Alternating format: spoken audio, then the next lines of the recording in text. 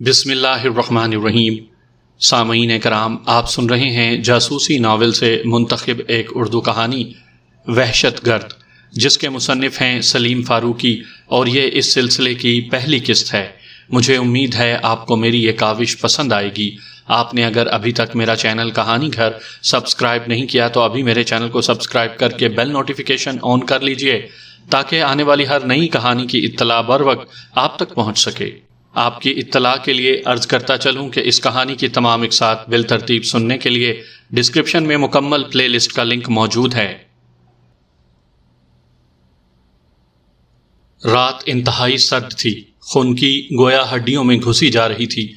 نوید نے اپنی چرمی جیکٹ کی زپ بند کی، سر پر ہیلمٹ لگایا اور بائک سٹارٹ کر دی۔ ہیوی بائک جھٹکے سے آگے بڑھی اور سڑک پر فراٹے بھرنے لگی۔ اسی وقت اندھیرے میں کھڑی ہوئی ایک ڈبل کیبن پک اپ حرکت میں آئی تھی۔ اس کے ہیڈ لیمپس آف تھے اور وہ بہت مہارت سے نوید کا تعاقب کر رہی تھی۔ پک اپ والے ہر ممکن احتیاط سے کام لے رہے تھے۔ نوید نے بیک ویو مرر میں دیکھا، اسے تاریکی میں ایک ہیولا سا نظر آیا۔ اس کے چہرے پر مسکراہٹ سی پھیل گئی۔ اس نے بائک کو سپیڈ دی اور گیئر بدل کر انتہائی تیز رفتاری سے موٹر سائیکل دوڑانے لگا۔ وہ جانتا تھا کہ ڈبل کیبن پک اپ میں موجود جو لوگ سوار ہیں وہ اس کی جان کے دشمن ہیں۔ وہ اپنا کام پورا کیے بغیر ان لوگوں کے ہاتھ نہیں آنا چاہتا تھا۔ اس نے بلا مقصد بائک کو مختلف سڑکوں پر موڑا، خوفناک حد تک رفتار بڑھا دی، لیکن ڈبل کیبن پک اپ کسی آسیب کی طرح اس کا تعاقب کر رہی تھی۔ ڈبل کیبن پک اپ کا ڈرائیور تو ماہر تھا ہی، نوید کا خیال تھا کہ پک اپ کے انجن میں کچھ ترمیم کی گئی تھی، اس لیے وہ مسلسل نوید کا تعاقب کر رہی تھی، ورنہ نوید جانتا تھا کہ اس کی ہیوی بائک کو زمین پر چلنے والی کوئی سواری نہیں پکڑ سکتی تھی۔ نوید نے تیز رفتاری سے ایک موڑ کاٹا اور بائیں طرف کی سروس روڈ پر ایک خالی پلاٹ پر گاڑی کھڑی کر دی۔ وہ اب اس تعاقب کو ختم کرنا چاہتا تھا۔ اس نے بائک بہت تیزی سے ایک بنگلے کی دیوار کے ساتھ لگائی اور خود دوسرے کونے پر گھات لگا کر بیٹھ گیا۔ اب اس کے ہاتھوں میں .38 کے کولٹ ریوالور تھے، جن پر سائلنسر فٹ تھے۔ آج کل مارکیٹ میں انتہائی جدید قسم کے پسٹل اور گنز دستیاب تھیں، لیکن نوید اب بھی .38 کا ریوالور ہی استعمال کرتا تھا۔ اس ریوالور سے وہ اندھیرے میں محض آواز پر بالکل درست نشانہ لے سکتا تھا۔ اسے مین روڈ سے اس خالی پلاٹ تک پہنچنے اور گھات لگانے میں بمشکل 1 منٹ لگا ہوگا۔ فوراً ہی ڈبل کیبن پک اپ غراتی ہوئی اس ذیلی سڑک پر نمودار ہوئی اور نوید سے کچھ فاصلے پر ٹھہر گئی، اتنے فاصلے پر کہ نوید کو گاڑی میں سوار افراد کی آوازیں واضح طور پر سنائی دے رہی تھیں۔ کہاں گیا مردود؟ کوئی جھلا کر بولا۔ یہاں تو دور دور تک نظر نہیں آ رہا۔ تم نے اسے اس طرف مڑتے دیکھا تھا؟ دوسری آواز بھی خاصی کرخ تھی۔ ہو سکتا ہے وہ آگے والے موڑ پر مڑا ہو۔ میری آنکھیں ابھی اتنی کمزور نہیں ہوئی ہیں جان محمد، پہلی آواز سنائی دی۔ ہو سکتا ہے وہ کسی بنگلے میں گھس گیا ہو، تیسری آواز سنائی دی۔ کسی بنگلے میں کیسے گھس سکتا ہے؟ اس کے انتظار میں کوئی گیٹ کھولے تو نہیں کھڑا ہوگا، پہلی آواز میں جھنجھلاہٹ تھی۔ پھر وہ کچھ سوچ کر بولا، یہ بھی تو ہو سکتا ہے کہ وہ کسی خالی پلاٹ میں کسی بنگلے کی دیوار کے ساتھ چھپ کر کھڑا ہوا ہو۔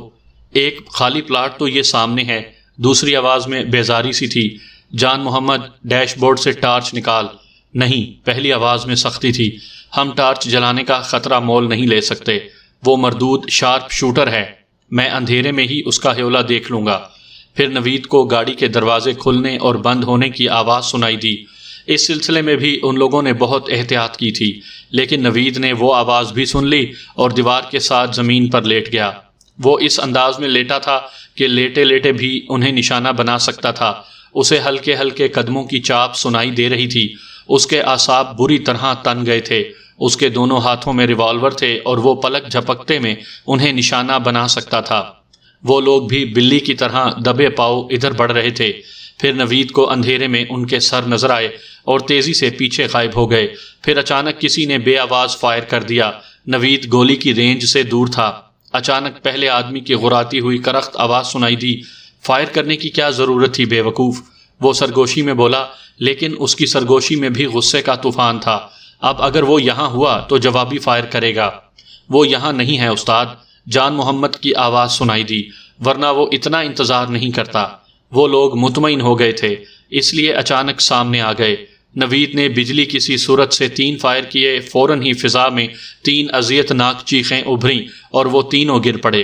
اچانک گاڑی سٹارٹ ہونے کی آواز آئی تو نوید چونکا اور مرنے والوں کی لاشیں پھلانگتا ہوا باہر بھاگا۔ گاڑی بہت تیز رفتاری سے ریورس میں چل رہی تھی۔ ڈرائیور نے بوکھلاہٹ میں گاڑی کے ہیڈ لیمپس روشن کر لیے تھے، پھر فوراً ہی بند کر دیے۔ نوید نے اندازے سے ڈرائیور کی کھوپڑی کا نشانہ لیا اور فائر کر دیا۔ ایک اذیت ناک چیخ گونجی اور پک اپ ایک دم بے قابو ہو کر الیکٹرک پول سے ٹکرا کر رک گئی۔ گاڑی پول سے ٹکرائی تو اچھا خاصا دھماکہ ہوا تھا۔ نوید پلٹ کر اپنی بائک کی طرف بھاگا اور اسے سٹارٹ کر کے باہر نکل آیا۔ وہ ایک لمحے کو گاڑی کے پاس رکا اور اندر جھانک کر دیکھا۔ اندر صرف ڈرائیور کی لاش تھی۔ نوید نے بائک کو بندوق سے نکلی ہوئی گولی کی طرح وہاں سے نکالا اور آنے واحد میں مین روڈ پر پہنچ گیا۔ مین روڈ پر کچھ دور انتہائی تیز رفتاری سے جانے کے بعد اس نے رفتار کم کر دی کہ مبادا تیز رفتاری کے باعث اسے پولیس کی کوئی موبائل روک لے۔ بھاگ دوڑ میں تو اسے سردی کا احساس نہیں ہوا تھا، لیکن کھلی فضا میں آتے ہی اسے شدید سردی کا احساس ہوا، لیکن وہ چلتا رہا۔ وہاں سے سیدھا اپنے اپارٹمنٹ پہنچا۔ بلڈنگ کے داخلی دروازے سے کچھ فاصلے پر ایک فقیر گدڑی اوڑے فٹ پاتھ پر سو رہا تھا۔ ہیوی بائک کے انجن کی آواز سن کر اس نے نوید پر نظر ڈالی اور آہستہ آہستہ اٹھ کر بیٹھ گیا۔ گدڑی اب بھی اس کے جسم کے گرد لپٹی ہوئی تھی۔ اس کی طرف دھیان دیے بغیر نوید بلڈنگ میں داخل ہو گیا۔ اس نے مخصوص جگہ پر بائک کھڑی کی اور محتاط انداز میں ارد گرد کا جائزہ لے کر لفٹ کی طرف بڑھ گیا۔ لفٹ میں داخل ہوتے ہوئے اس نے ریوالور نکال لیا تھا۔ نوید ایک کثیر المنزلہ عمارت کے 7ویں فلور پر رہتا تھا۔ 7ویں فلور پر پہنچ کر وہ اپنے اپارٹمنٹ کی طرف بڑھا۔ ریوالور اب بھی اس کے ہاتھ میں تھا۔ اس نے بائیں ہاتھ سے دروازے کا قفل کھولا اور چند لمحے انتظار کرنے کے بعد بہت غیر محسوس انداز میں اپارٹمنٹ کا دروازہ کھولا اور خود تیزی سے فرش پر بیٹھ گیا۔ پھر بیٹھے بیٹھے وہ اندر داخل ہوا اور دروازے کے نزدیک دبک کر محتاط نظروں سے ارد گرد کا جائزہ لینے کی کوشش کرنے لگا۔ پھر وہ آہستگی سے اٹھا اور ایک دم لائٹ آن کر دی۔ وہ اس کے فلیٹ کا طویل کوریڈور تھا۔ اس نے جھک کر غور سے دیکھا اور اس کے لبوں پر مسکراہٹ پھیل گئی۔ اندرونی دروازے پر بہت باریک سا سیاہ دھاگا بندھا ہوا تھا۔ کوئی اس کے فلیٹ میں گھسنے کی کوشش کرتا تو وہ دھاگا ٹوٹ جاتا اور گھسنے والے کو احساس بھی نہ ہوتا۔ شدید اعصابی کشیدگی کے باعث سردی میں بھی اسے پیاس لگ رہی تھی۔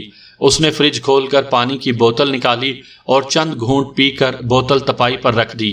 بیڈ روم میں پہنچا اور کمپیوٹر آن کر دیا۔ پھر کچھ سوچ کر کچن میں گیا اور کافی کے لیے پانی رکھ دیا۔ وہ دوبارہ بیڈ روم میں پہنچا اور کمپیوٹر پر کچھ ٹائپ کرنے لگا۔ وہ کسی کو ای میل کرنے ہی والا تھا کہ ٹھک کی آواز آئی اور گولی اس کی پشت میں پیوست ہو گئی۔ اس نے سنبھلنے کی کوشش کی لیکن سنبھل نہ سکا اور الٹ کر فرش پر گر پڑا۔ اس کی آنکھوں کے سامنے اندھیرا چھا رہا تھا اور سانسیں اکھڑنے لگیں۔ کمرے کے دروازے کے سامنے وہی گدڑی والا فقیر کھڑا تھا۔ پھٹی پرانی رضائی کے بجائے اس وقت اس کے جسم پر جینز اور جیکٹ تھی۔ اس نے نفرت سے نوید کے مردہ جسم کو دیکھا اور اپنا پسٹل جیب میں رکھ کر واپسی کے لیے مڑ گیا۔ نوید بالکل ساکت پڑا تھا۔ پھر اس نے گہری سانس لی اور اس کے پپوٹوں میں خفیف سی حرکت پیدا ہوئی اور اس نے آہستہ آہستہ آنکھیں کھول دی۔ اس نے اٹھنا چاہا لیکن نقاہت کے باعث اٹھ نہ سکا۔ اس کے نزدیک ہی وہ تپائی رکھی تھی جس پر پانی کا گلاس رکھا تھا۔ نوید نے جسم کی پوری قوت مجتمع کر کے ہاتھ بڑھایا اور لرزتے ہوئے ہاتھ میں پانی کا گلاس اٹھا لیا۔ اس کے ہاتھوں پر خون تھا۔ اس خون سے گلاس بھی رنگین ہو گیا۔ کچھ پانی چھلک گیا۔ اس نے گلاس بمشکل تمام ہونٹوں سے لگایا اور پانی پینے کی کوشش کی۔ اس کوشش میں کچھ پانی اس کے حلق میں گیا، باقی اس کی ٹھوڑی اور گردن سے ہوتا ہوا فرش پر گر گیا۔ پانی پی کر اس نے بایاں ہاتھ فرش پر ٹکایا اور اٹھنے کی کوشش کی۔ اس کوشش میں اسے شدید تکلیف ہوئی لیکن وہ کسی نہ کسی طرح فرش پر گری ہوئی کرسی کے سہارے اٹھ کر بیٹھ گیا۔ اب اس کا ہاتھ کمپیوٹر کے کی بورڈ تک پہنچ سکتا تھا۔ اس نے مطلوبہ ایڈریس نکالا اور ماؤس کے ذریعے کلک کر دیا۔ اتنی سی مشقت کرنے میں اس کا جسم پسینے میں شرابور ہو گیا۔ ای میل بھیجنے کے بعد اس نے طویل سانس لیا اور ایک مرتبہ پھر فرش پر لڑک گیا۔ اس کے گرنے سے ماؤس بھی جھٹکے سے نیچے آ گیا اور پھر اس کی سانسیں تھم گئیں اور آنکھیں ساکت ہو گئیں۔ دانیال صبح سے نوید کو ٹیلی فون کر رہا تھا لیکن وہ کال ریسیو نہیں کر رہا تھا۔ جب 5ویں دفعہ بھی نوید نے کوئی جواب نہیں دیا تو دانیال نے اکبر کو ٹیلی فون کیا۔ اکبر لاہور ہی میں رہتا تھا اور ان کے چھوٹے موٹے کام کر دیتا تھا۔ اس نے اکبر سے کہا، تم ذرا نوید کے گھر جاؤ، مجھے لگتا ہے کہ وہ کسی مشکل میں ہے۔ اکبر کو روانہ کرنے کے بعد اس نے اپنی ای میلز چیک کی۔ نوید کی طرف سے آئی ہوئی میل موجود تھی۔ اس نے لکھا تھا، اس کھیل میں 5 آدمیوں کا ہاتھ ہے، سیٹھ ستار شیشے والا، رستم جی، ملک انور خان، شہزاد خان اور عبد المالک آوان۔ یہ 5 ملک کے بہت بڑے آدمی ہیں۔ کل تک ان کے بارے میں مجھے مزید تفصیلات مل جائیں گی۔ ابھی کچھ ٹھوس ثبوت بھی ہیں جو میرے پاس USB میں محفوظ ہیں۔ نوید کی ای میل پڑھ کر دانیال کا سر گھوم گیا۔ ان 5 بڑے آدمیوں کو ملک کا بچہ بچہ جانتا تھا۔ ان لوگوں کے نام پڑھ کے دانیال کا دماغ بھگ سے اڑ گیا، لیکن جب نوید نے ان کی نشاندہی کی ہے تو یقیناً اس کے پاس کچھ ثبوت بھی ہوں گے۔ ان ثبوتوں کے باوجود ان لوگوں کے خلاف کچھ ثابت کرنا لوہے کے چنے چبانے کے مترادف تھا۔ ٹیلی فون کی گھنٹی بجی تو دانیال بری طرح چونک اٹھا۔ اس نے سیل فون کے اسکرین پر نظر ڈالی۔ اکبر کی کال تھی۔ اس نے بٹن دبا کر سیل فون کان سے لگا لیا اور بولا، ہاں اکبر، کیا رپورٹ ہے؟ رپورٹ کچھ اچھی نہیں ہے دانیال صاحب، کل رات کو نوید صاحب کا مرڈر ہو گیا ہے۔ وٹ؟ دانیال چیخ کر بولا۔ جی دانیال صاحب، اکبر نے کہا، میں خود ان کے اپارٹمنٹ پر گیا تھا، وہاں پولیس موجود تھی۔ آس پڑوس والوں سے معلوم ہوا کہ نوید صاحب کو گولی مار کے ہلاک کر دیا گیا۔ ٹھیک ہے اکبر، دانیال نے بجھے ہوئے لہجے میں کہا اور سیل فون کا سلسلہ منقطع کر دیا۔ دانیال کا دماغ سائیں سائیں کر رہا تھا۔ اسے نوید کی موت سے بہت صدمہ پہنچا تھا۔ وہ USB نوید نے نہ جانے کہاں رکھی ہوگی، دانیال نے سوچا۔ اگر اس کے اپارٹمنٹ میں ہوئی تو اب تک پولیس اس کو قبضے میں لے چکی ہوگی، یا ممکن ہے نوید کا قاتل اسے اپنے ساتھ لے گیا ہو۔ اب دانیال کے پاس صرف ان 5 بڑوں کے نام تھے۔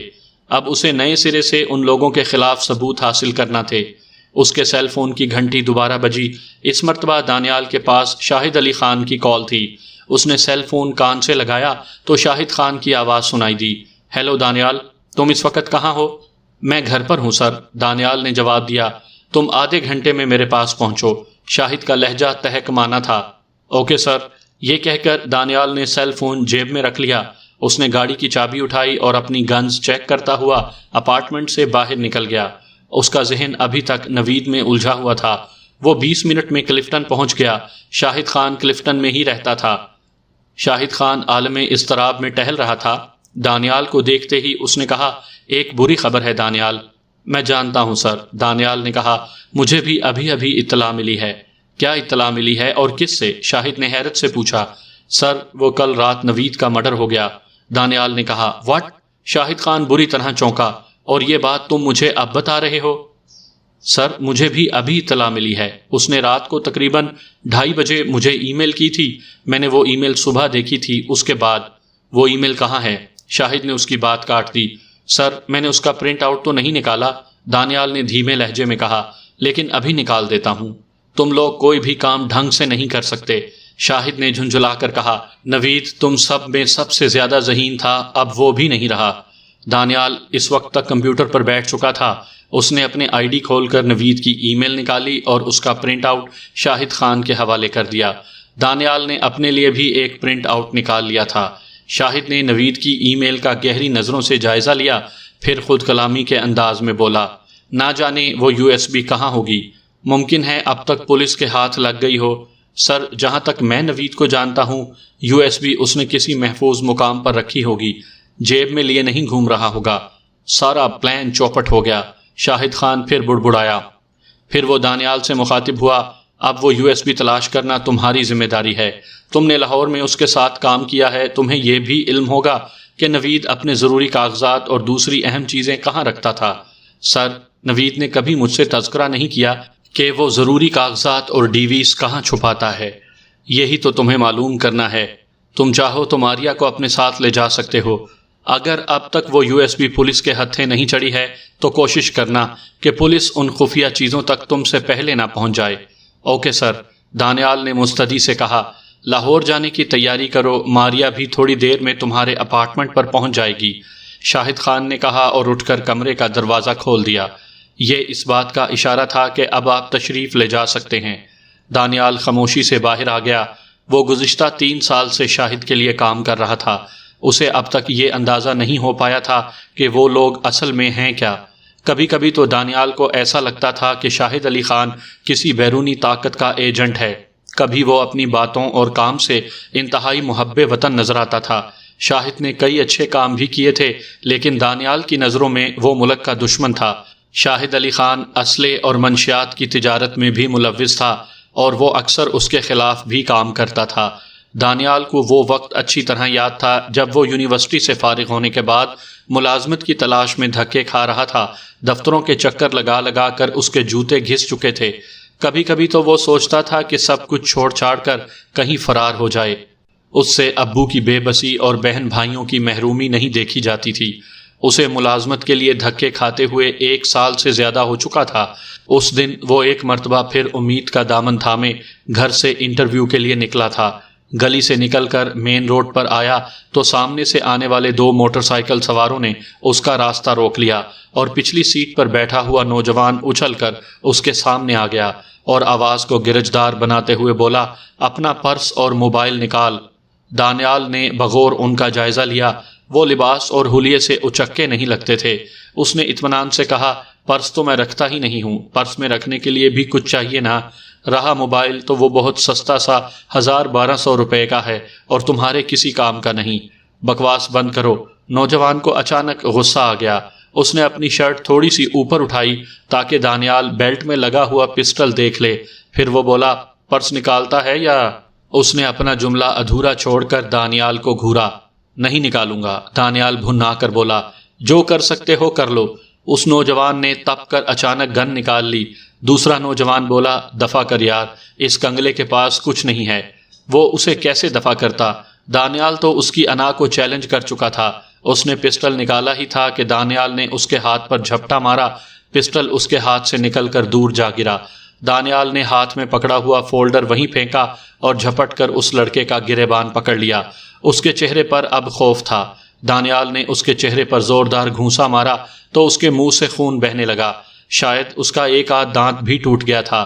دوسرا گھونسا دانیال نے اس کی پیشانی پر مارا اور وہ الٹ کر گر پڑا۔ دانیال دوسرے لڑکے کی طرف متوجہ ہوا۔ وہ بوکھلاہٹ میں بائک سٹارٹ کرنے کی کوشش کر رہا تھا۔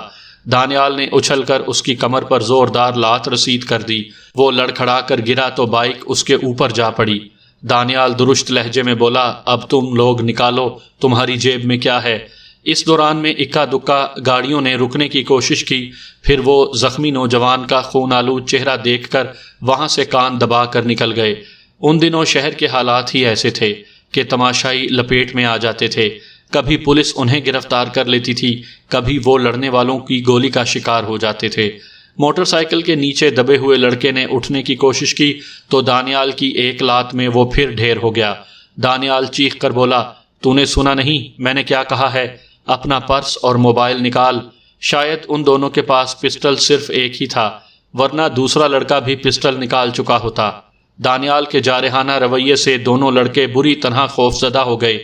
موٹر سائیکل کے نیچے دبے ہوئے لڑکے نے کانپتے ہاتھوں سے اپنا پرس نکالا اور دانیال کی طرف بڑھا دیا۔ موبائل؟ دانیال نے سرد لہجے میں کہا۔ لڑکے نے پھر جیب میں ہاتھ ڈالا اور موبائل نکال کر اس کی طرف بڑھا دیا۔ وہ جدید ماڈل کا بہت قیمتی موبائل تھا۔ اچانک موبائل کی گھنٹی بجنے لگی، لیکن آواز لڑکے کی جیب سے آ رہی تھی۔ دانیال نے چونک کر اس کی طرف دیکھا، پھر کرخت لہجے میں بولا، میں نے کہا تھا کہ موبائل میرے حوالے کر دو۔ میں نے تو موبائل دے دیا ہے، لڑکے نے مرجھائے ہوئے انداز میں کہا۔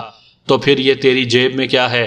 یہ تو میرا اپنا موبائل ہے، اس نے بوکھلا کر کہا، اور دانیال کے تیور دیکھ کر وہ موبائل بھی نکال کر اسے دے دیا۔ اس سارے واقعے کا چشم دید گواہ سڑک کی دوسری جانب کھڑا ہوا ایک نوجوان تھا۔ اس کی گاڑی شاید خراب ہو گئی تھی۔ وہ گاڑی کا بونٹ کھولے کھڑا تھا۔ بیٹری کا ٹرمینل ڈھیلا ہو گیا تھا، جس کی وجہ سے گاڑی سٹارٹ نہیں ہو رہی تھی۔ ٹرمینل درست کرنے کے بعد وہ بونٹ بند کرنے ہی والا تھا کہ دانیال کو ان لڑکوں نے گھیر لیا تھا۔ وہ دلچسپی سے سارا واقعہ دیکھ رہا تھا۔ جب دانیال نے موٹر سائیکل سوار سے پرس چھینا تو اس نے گاڑی کا بونٹ بند کر دیا اور انجن سٹارٹ کر کے سڑک کی دوسری طرف پہنچ گیا۔ اس نے دبنگ لہجے میں کہا، یہ کیا ہو رہا ہے؟ دانیال اس دن شاید اپنی زندگی ہی سے بیزار تھا۔ اس نے منہ بنا کر کہا، تمہیں نظر نہیں آ رہا کہ کیا ہو رہا ہے؟ وہ نوجوان گاڑی کا دروازہ کھول کر اچانک باہر آ گیا اور بولا، نظر تو مجھے بہت کچھ آ رہا ہے، لیکن ابھی کچھ دیر بعد تجھے کچھ نظر آئے گا۔ اس نے تیزی سے اپنا ریوالور نکالا اور ایک جھلک دکھا کر دوبارہ جیب میں رکھ لیا۔ او بھائی، جا اپنا کام کر۔ ان لوگوں نے بھی یہی کھلونا دکھانے کی کوشش کی تھی۔ وہ نوجوان اچکوں سے مخاطب ہوا، اوکے چلو تم لوگ بھاگو یہاں سے، اس نے بائک اٹھاتے ہوئے کہا۔ اس نوجوان کو بھی اب ہوش آ چکا تھا۔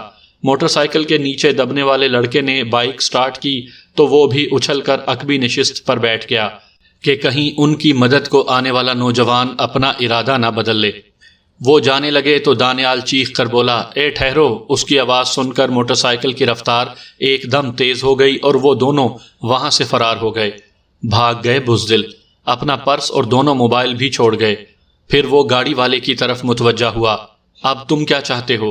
پولیس والے ہو تو مجھے پولیس اسٹیشن لے چلو، ان دونوں کی طرح اچکے ہو تو یہ دونوں موبائل اور پرس لے لو۔ اس نے پرس کا جائزہ لیا اور بولا، پرس میں 15-20 ہزار کی رقم ہے۔ میں اچکا نہیں ہوں، گاڑی والا مسکرا کر بولا، میں اس واقعے کا چشم دید گواہ ہوں۔ ان لوگوں نے تمہیں لوٹنے کی کوشش کی تھی۔ یار تم تو بہت نڈر آدمی ہو۔ میں نڈر ضرور ہوں لیکن اتنا بھی نڈر نہیں ہوں جتنا تم سمجھ رہے ہو۔ اصل میں مجھے اپنی جان کی پرواہ نہیں رہی ہے۔ کیوں بھائی، زندگی سے اتنی بیزاری کیوں؟ پھر وہ مسکرا کر بولا، آؤ کہیں بیٹھ کر چائے پیتے ہیں۔ دانیال نے گھڑی دیکھی، پھر مایوسی سے بولا، اس چکر میں دیر ہو گئی، اب تو وہاں جانا فضول ہی ہے، چلو گاڑی میں بیٹھو۔ نوجوان نے اپنائیت سے کہا، میرا نام نوید ہے اور میں ایک ملٹی نیشنل کمپنی میں جاب کرتا ہوں۔ میرا نام دانیال ہے۔ دانیال تلخی سے مسکرایا، اور میں بے روزگار ہوں۔ وہ دونوں وہاں سے کچھ فاصلے پر چائے کے ایک ہوٹل پہنچ گئے۔ نوید نے چائے کے ساتھ ساتھ پراٹھے بھی منگوا لیے۔ دانیال نے ایک ہی لقمہ لیا تھا کہ اس کے چہرے پر افسردگی چھا گئی۔ اس نے ہاتھ کھینچ لیا اور چائے کا کپ اٹھا لیا۔ نوید بہت غور سے دانیال کا جائزہ لے رہا تھا۔ اس نے کھانے سے ہاتھ کھینچا تو نوید نے کہا، کیا ہوا دانیال؟ کیا پراٹھے میں کوئی خرابی ہے؟ ایسی کوئی بات نہیں ہے بھائی، دانیال نے بھرائی ہوئی آواز میں کہا۔ پراٹھا کھاتے ہوئے مجھے اپنے بہن بھائیوں اور ماں باپ کا خیال آ گیا۔ جب آپ کے پیارے بھوک سے نڈھال ہوں تو دنیا کا لذیذ ترین کھانا بھی حلق سے نہیں اتر سکتا۔ اچھا، بے روزگار ہو؟ نوید نے یوں پوچھا جیسے بے روزگار ہونا بھی کوئی قابل فخر بات ہے۔ بے روزگار تھا، دانیال نے کہا، لیکن اب نہیں رہوں گا۔ جب وہ بزدل اچکے بغیر محنت کے پیسہ کما سکتے ہیں تو میں کیوں نہیں؟ یہ باتیں چھوڑو، آؤ میرے ساتھ، میں تمہاری جاب کا بندوبست کرتا ہوں۔ پھر وہ چونک کر بولا، تم رہتے کہاں ہو؟ لائنز ایریا میں، دانیال نے کہا۔ لائنز ایریا تو یہاں سے نزدیک ہی ہے، نوید نے کہا۔ ہاں، میں گھر سے نکل کر ایک آفس میں انٹرویو کے لیے جا رہا تھا کہ ان اچکوں نے گھیر لیا۔ نوید نے جیب میں ہاتھ ڈالا اور پرس نکال کر اس میں سے ہزار کے کچھ نوٹ نکالے اور بولا، ایسا کرو تم یہ پیسے اپنے گھر دے آؤ۔ کیا تم ترس کھا کر مجھے خیرات دے رہے ہو؟ دانیال نے درست لہجے میں پوچھا۔ کوئی کسی پر ترس کھا کر 200-400 روپے سے زیادہ نہیں دیتا۔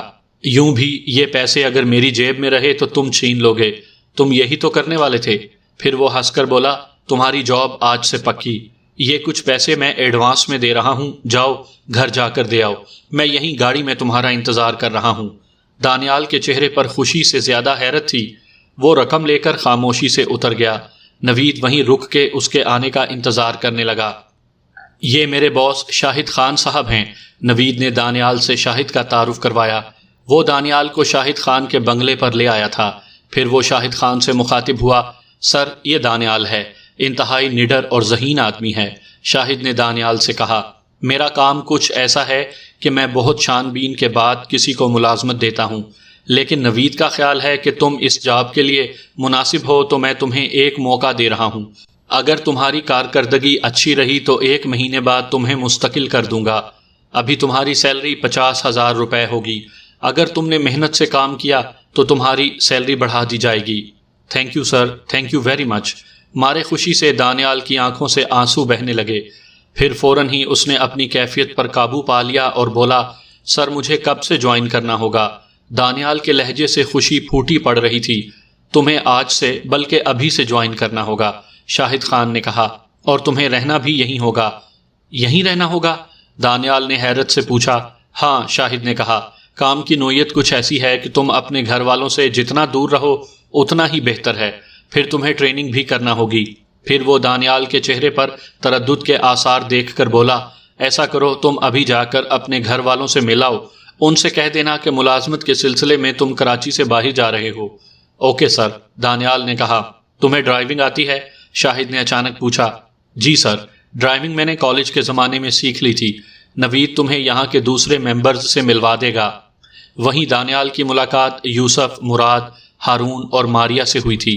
اگلے 6 مہینے میں شاہد خان نے دانیال سے ایسے کام لیے تھے کہ دانیال کا شک یقین میں بدل گیا تھا کہ شاہد خان ملک دشمن سرگرمیوں میں ملوث ہے۔ اب دانیال کو وہاں جوائن کیے ہوئے 2 سال ہو چکے تھے، اب وہ خاصا سینئر ہو گیا تھا۔ اس کے بعد اس کی طرح کے ضرورت مند اور پڑھے لکھے 3 لڑکے مزید ان کی ٹیم میں شامل ہوئے تھے۔ وہ خاور، سلطان اور اجمل تھے۔ ان لڑکوں میں اسے خاور اور سلطان پسند آئے تھے۔ دانیال کو یہاں قانونی اور غیر قانونی کام کرتے ہوئے 2 سال سے زائد عرصہ گزر چکا تھا، لیکن وہ آج بھی شاہد خان کے اغراض و مقاصد سے لا علم تھا۔ وہ نہیں جانتا تھا کہ باہر سے آنے والا جو کنسائنمنٹ اس نے وصول کیا ہے اس میں کیا ہے، اسلحہ ہے یا ادویات۔ اچانک شاہد بہت ایکٹیو ہو گیا تھا۔ 6 مہینے بعد الیکشن ہونے والے تھے۔ اس نے نوید کو ایک خاص مشن پر لاہور بھیج دیا۔ وہ 2 دن لاہور میں گزارتا تھا، بقیہ دن اسلام آباد میں گزرتے تھے۔ اس دوران میں کچھ عرصے تک وہ بھی نوید کے ساتھ رہا تھا، پھر شاہد خان نے اسے واپس بلا لیا تھا۔ اب اچانک نوید کا قتل ہو گیا تھا اور اسے لاہور جانا تھا۔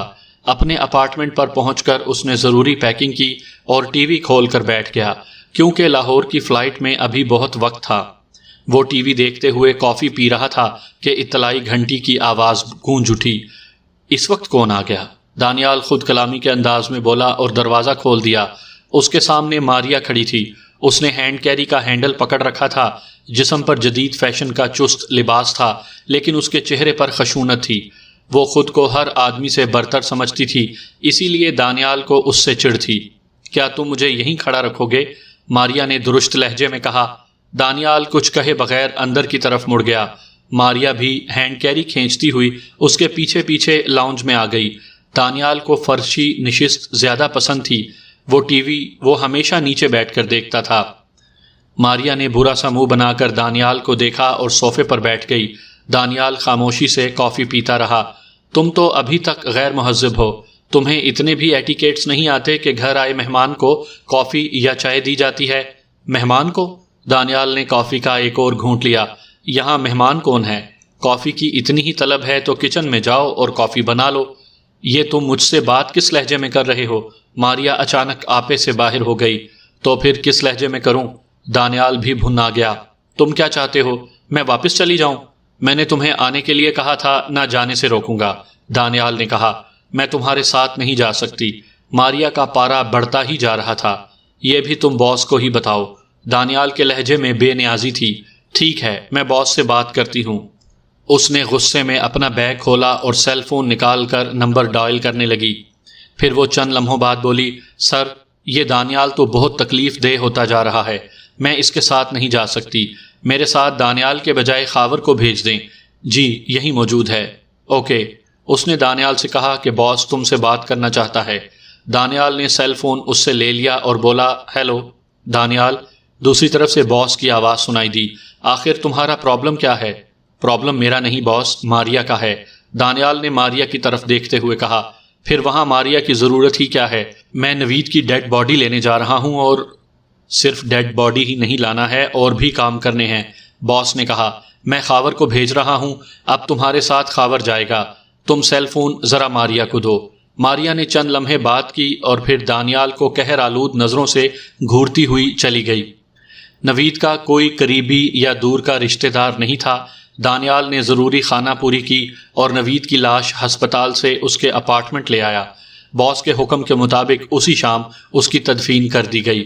پولیس نے نوید کا اپارٹمنٹ عارضی طور پر سیل کر دیا تھا۔ اب وہ اپارٹمنٹ بھی کلیئر کر دیا گیا۔ دانیال نے لاہور پہنچنے سے پہلے ہی سیل فون پر اکبر سے رابطہ کیا تھا اور اسے بتایا تھا کہ میں لاہور آ رہا ہوں، تم مجھ سے ملنے کی کوشش مت کرنا، بلکہ دور رہ کر میری نگرانی کرنا۔ دانیال کی چھٹی حس کہہ رہی تھی کہ لاہور میں اسے خطرہ ہے۔ پولیس سے اپارٹمنٹ کی چابی ملتے ہی دانیال نے سب سے پہلے نوید کے کمپیوٹر کا جائزہ لیا۔ کمپیوٹر کے کی بورڈ اور ماؤس پر اب بھی خون کے دھبے تھے۔ دانیال نے کمپیوٹر آن کیا تو اسے کوئی خاص بات نظر نہیں آئی۔ کمپیوٹر کی کسی فائل اور کسی فولڈر میں کوئی خاص بات نہیں تھی۔ دانیال کمپیوٹر کا تفصیلی جائزہ لے چکا تھا اور اسے بند کرنے ہی والا تھا کہ دروازے پر دستک ہوئی۔ خاور اس کے نزدیک ہی بیٹھا سگریٹ پھونک رہا تھا۔ اس نے اٹھ کر دروازہ کھولا تو 2 آدمی اسے دھکیلتے ہوئے اندر آ گئے۔ انہوں نے دانیال اور خاور کو گن پوائنٹ پر لے لیا۔ دانیال جھنجھلا کر بولا، کون ہو تم لوگ؟ یہ پی سی ہمارے حوالے کر دو۔ ان میں سے ایک نے کہا، اس فکر میں مت پڑو کہ ہم کون ہیں اور ہم سے کسی رعایت کی توقع مت رکھنا۔ ہم نے جیسے نوید کو قتل کر دیا اسی طرح تم لوگوں کو بھی مار دیں گے۔ پھر وہ اپنے ساتھی سے مخاطب ہوا، یہ کمپیوٹر اٹھا لو۔